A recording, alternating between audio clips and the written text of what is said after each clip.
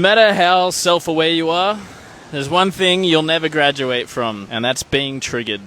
But there is a helpful framework I'm going to share with you, which allows you to move through each trigger, because every trigger you have has an emotional charge, and ideally we don't want to be living with and carrying that emotional charge with us for the rest of our lives.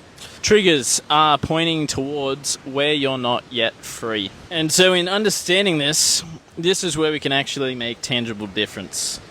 Because every trigger carries an emotion, and every emotion has a story. Now, most people stop there, but under every story, there's usually a judgment. And the judgment is where you're not yet free. It's where you're not yet seeing yourself or aspects of yourself. And what I mean by this is that the things we judge the most are usually the things that we've disowned, suppressed, or been told isn't safe to become. So the best question to ask yourself is, what is this trigger showing me about myself? And then the triggers become invitations. Now, I'll give you a quick example. So if you don't want to get triggered, then continue scrolling. But list 3 things that trigger you the most about your parents.